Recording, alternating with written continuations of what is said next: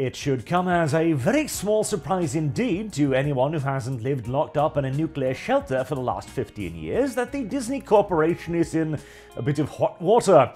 In fact, they've pretty much been submerged in boiling water for the last 5-6 years. And they seem completely incapable of actually extracting themselves from aforementioned boiling pot. This has begun to piss off their investors, however, who are looking at the company's steadily declining value and repeated failures, amongst which, of course, was the Star Wars Hotel, which was an enormous investment that should have been an obvious flop from the word go, and yet was allowed to rack up an enormous debt within the corporation. Several investors are now getting a little bit sick of this. They are forwarding opinions such as a company should earn money or actually take care of their investors' cash. Weird and strange alien ideas like that. And one of the lead forces behind this mini boardroom uprising is a man by the name of Nelson Peltz. Now, Nelson Peltz had a town hall meeting of sorts the other day, which they live streamed, talking about how they wanted to make Disney great again, how they wanted to bring the magic back to the company. And they mentioned several rather interesting things in this. Now, Nelson Peltz is described by the mainstream media as an activist investor. Oh, scary. I wonder what that means. Well, I know what I mean when I say that. I mean a political ideologue. But what does the mainstream media mean, I wonder? A rough translation of activist in mainstream term would be conservative. If by conservative you mean wanting entertainment to be entertaining. I know the definition has shifted somewhat over the years, but here we are. As during the town hall meeting, he points out again and again that Disney has lost the ability to actually create anything. The overwhelming majority of Disney's income comes from its theme parks, which survive near exclusively on nostalgia. They mention how that the rides they saw decades ago are the same rides that are still running at Disneyland today. There has been no innovation. There has been no new and great franchises created to take the place of the old ones. There's been no rejuvenation. And what little has been added, like Star Wars, for example, wasn't something Disney created. It was something Disney bought and is now busily running into the ground. There is a culture of revering the past to the point of a near obsession at Disney. And of course, this is then combined with an inability to create entertainment that is actually free from current year bullshit. They address this too, the idea of escapism, right?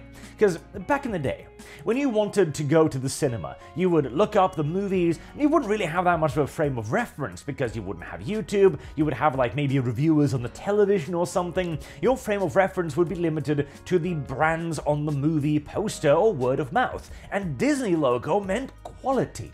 When you went to a Disney movie, you expected a magical adventure that would free you from the worries of your everyday dum-dum life for another hour and a half or two, right?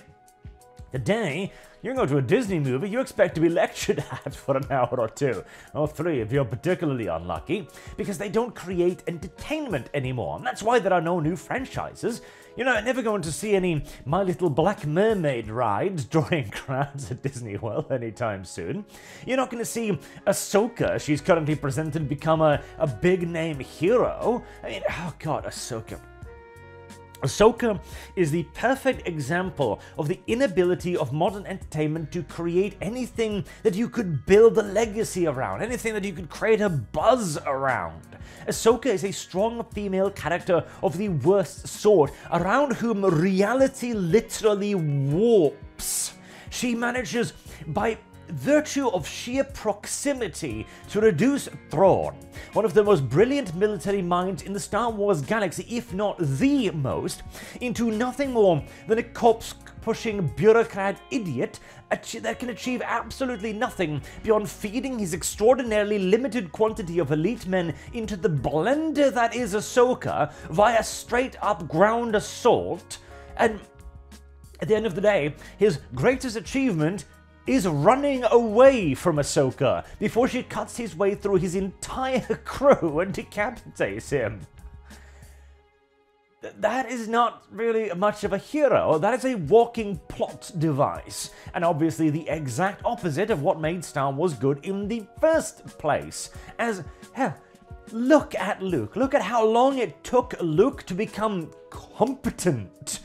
Much less Ahsoka Tano, I kill 500 stormtroopers in between coffee breaks. And people notice this. And this is even one of the lesser examples, right? You can also bring up stuff like elementals, or the obviously woke nonsense, which just turn people off. No one is going to Disneyland for the commissarial-approved rides. They are going there for the magic and the wonders of their childhood. The entirety of Disneyland has become one large nostalgia apparatus, when of course, during its heyday, it wasn't nostalgia, it was what they were making right there. Every Disney property became some sort of enormous hit. Everything from Snow White to The Lion King to Aladdin, etc. They were able to produce the magic, which they have now lost. Now, these activist investors are currently seeking a place on the board of Disney, where they will presumably try to bring a little bit of this magic back. And this is something that Bob Iger, too, has kind of sort of been realizing. The CEOs of Disney understand what the problem is, at least to a certain degree. They can look at the movies, they can look at the failing projects that they're managing, and they can quite easily discern a little thin red line that goes through them all. Wokest nonsense, and putting the agenda before the art of storytelling. This isn't difficult to discern, but this is an enormous machine. You have hundreds, thousands probably of people. You have millions of dollars bound up in already promised projects. You have deals and contracts. You've already laid out a path years and years ahead of time. And if you try to begin purging the ranks now, you are going to need to get rid of so many people. And before you even get rid of the people, you need to get rid of their power bases, their structures of their own activists. Before you can fire the person who makes the decision to make this 5-year plan, you actually have to undermine their position within the company, getting rid of all of their supporters, all of their activists' friends, and only then can you actually get rid of the real troublemakers. It is a process that takes an extraordinarily long amount of time, and it is a process that requires even longer in a company where you of course need to vote for all of this via a board, as the first step will even be getting people who recognize this problem into the board. On multiple Disney's earnings call now, Bob Iger has essentially pointed out that yes, it is indeed the politics that are ruining the company, but he is not in a position to do anything with it just overnight like that. Now, whether or not there is even time to do anything is a very good question. Clearly, Nelson Peltz and his like still believe that there is some sort of salvaging of Disney. Personally, I am not so sure. See, again, the Disney brand used to be a mark of quality. Now, it's a mark of disgust.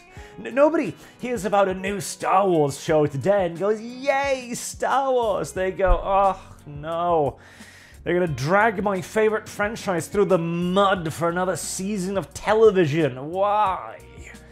Nobody hears about, hell, even Marvel, which used to be the absolute banging guaranteed winner, and gets excited. You need to turn all of this around.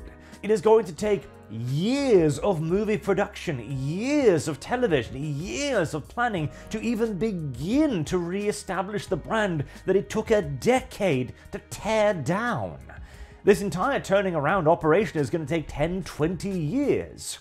And with Disney already bleeding money, with them already failing in the streaming market, with them already relying more exclusively on nostalgia that is already beginning to wear thin, and then the legal issues with Florida on top of it all, does Disney have 10, 20 years to right this ship? I don't think so. Especially even more so as well, and I'm going to have a very special guest on the ArchCast tomorrow, in fact, talking about this.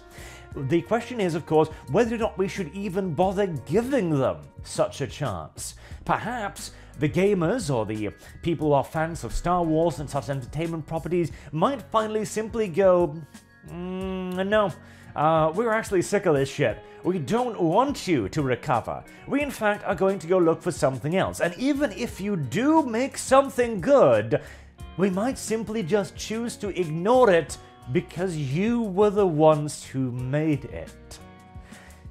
A tantalizing prospect. Very, very much so, isn't it? Because I, for one, would quite like to see Disney dead within my lifetime, and the way things are going, I'm gonna get my wish. Until next time, I've been Arch. Thank you very much for watching, and I do hope to see you all again soon.